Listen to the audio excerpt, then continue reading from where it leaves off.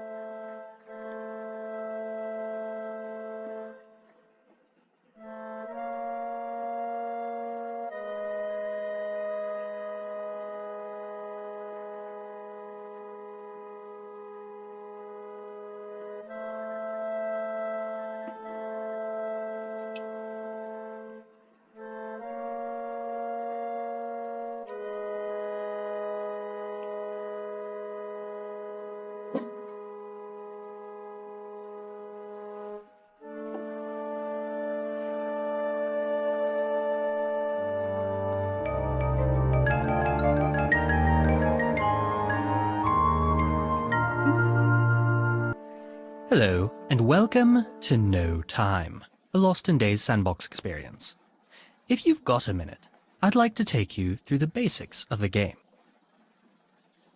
Alright. Press WASD to move, press space to jump, and left alt to crouch. Pick up the uranium next to the car, press E to pick it up. Great!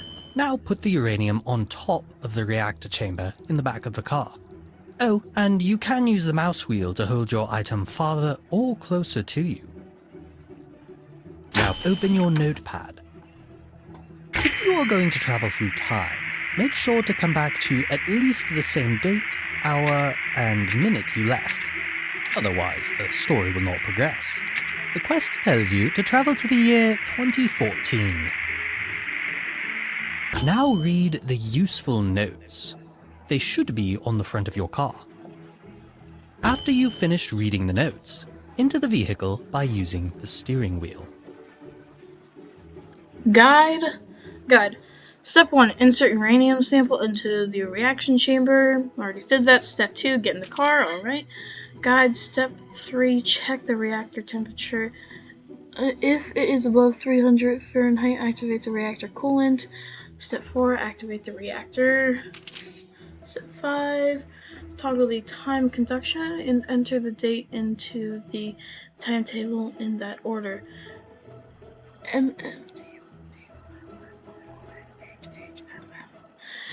Step 6, the travel sequence should start at about 80 miles per hour. Alright, put that in my inventory. Wait, no. Okay. No, find an advanced source of energy for the reactor. Estimates would be around 2014, I think, or a bit later. No, uranium samples as temporary power source are in the luggage space. Okay, note, do not travel through time if the reactor temperature is above 300 degrees Fahrenheit. Avoid yourself at all costs. I repeat, avoid yourself. Alright, let's get the snack and... ooh, money. The hatch? Ooh, nice. Right.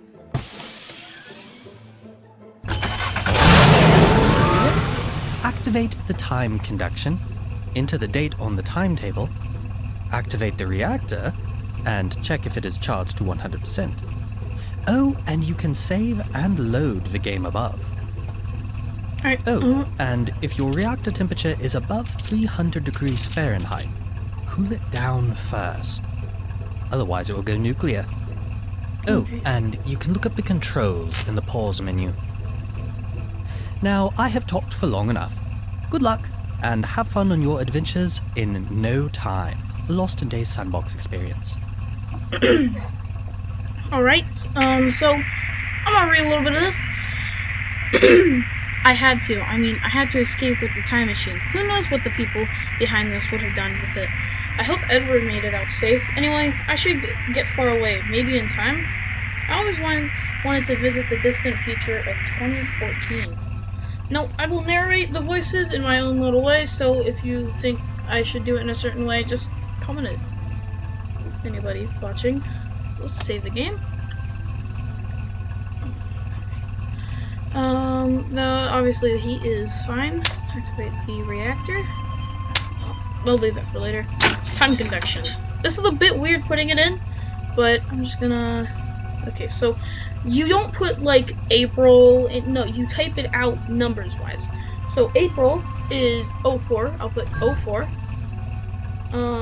15, 2014, 2014, and hour, I'll put it at around 0930. Alright, let's activate the reactor.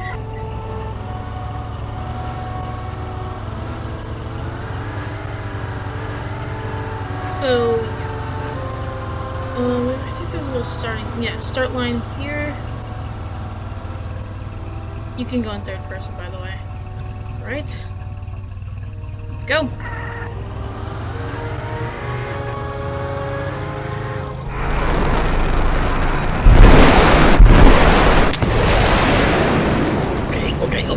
Okay. Wow.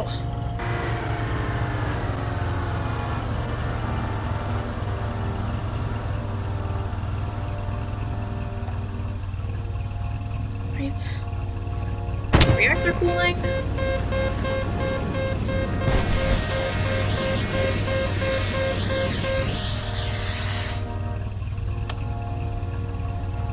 You made it. 2014.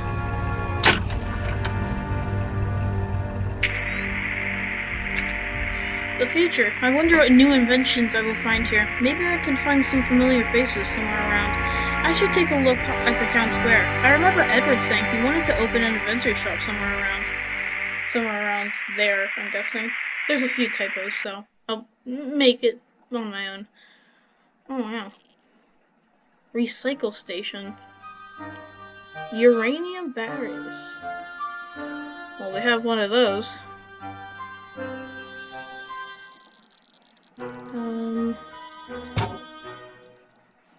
Put that right there.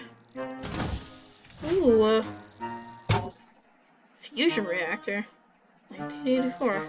Just put that back in there. So, I'm guessing that's a lot of rads. I'm gonna keep that away from me. This is where we put uranium batteries, I guess. Now, if you look at the top right, you can see our money is 51. The 1 is because of that uranium battery. And the 50 is because of... Jeez, that was loud. On my end. is because of the dollar sign. Or not the dollar sign, the, just put that in my inventory. Eat. But you see that we have health, we have hunger, aka a little apple, and we have money, which I just talked about. So yeah, that's pretty cool. So, let's, get out. That's making me very nervous. I'm laying it on the seat because I just want to have a easy look at it, and it kind of looks cool.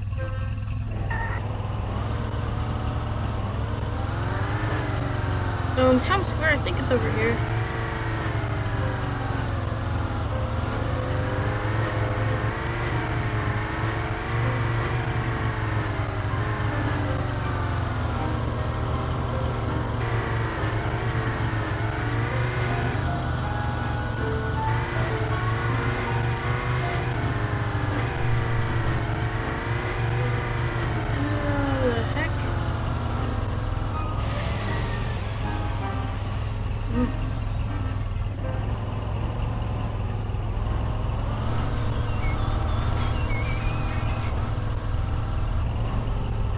Conversions? Let's look at that.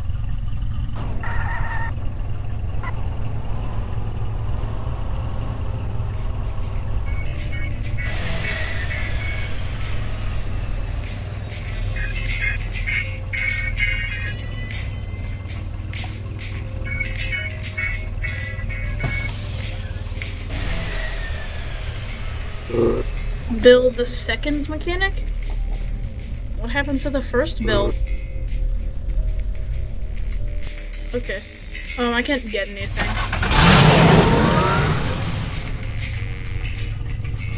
Yeah! Meant to go forward. Alright. Get off my car. Got a bookstore. It's definitely in Town Square. New location, Pine Lake.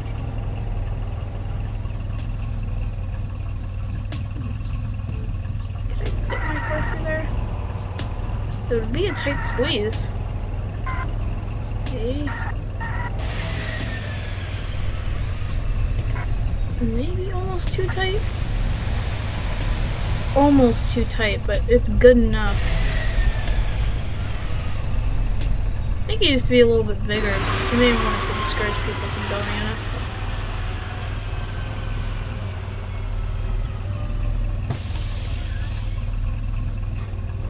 How did that... Also, if you're wondering why I put it in, it also saves space in the trunk.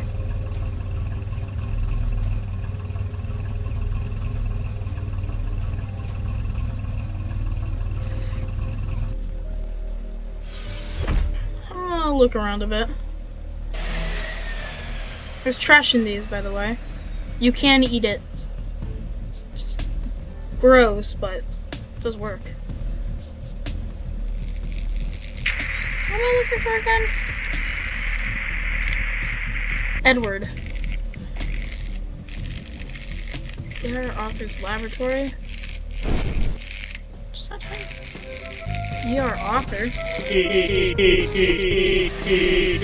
Hello and welcome to my workshop. I am ER Author, inventor, and are you here for repairs or are you perhaps in need of scientific consultation? Well, wait a moment, you look rather familiar. Have we met before? Bah, never mind. Never mind that now. I can actually use your assistance. Sure, hey, but there's something I got to... We've got plenty of time to talk later. I'm afraid this takes precedent. Alright. I'm building an atmospheric motivator, a device that transfuses the very particles of high and low temperatures at will. English, Professor. I'm building a weather machine, and all I need is a couple of items to help with its assembly. Sure, what exactly do you need? Here, take it. Copy it onto your personal log. It shouldn't be too hard. There are only a few things I need. Wait, a magnetometer? It's a machine that meters magnets, of course. Of course. Isn't it obvious besides? It's the more definite for most invention these days. Wait a minute, you need uranium? I what? It's like you have no idea about the era we live in. Uranium has been perfectly safe ever since the prismatic ceiling glass was invented in 1992. 10 years stronger than lead. You can get it from any corner drugstore. Yeah. Anything else? Most of the items on the list can be bought at the 612 store, right down the road. But there's just one thing I need. Something that can conduct enough gigawatts to power the machine itself. A gigawatt? Aha! The only item I can think of that would be likely suitable is something of copper made. Something of copper. Of copper make. In fact, that actually reminds me. What could do the job? Well, unless you can somehow get back my family heirloom, a pocket watch of copper made. I'm just gonna say copper. Unless you can get back a pocket watch of copper. As the story goes, Frederick Arthur, one of the first settlers, had a pocket watch of set quality. Back then, Park Hill was our estate, and he lived just next to it. Some bandits raided him on his way from the mines. They took his watch. They never told me this story. I just did now. I think I've got a way to help. Alright, and about the watch, I don't know. Find something equally conductive, alright? How do I get money around here? I don't know, take a part-time job or something. What does ER stand for? Edward Renew. No, it's Edward.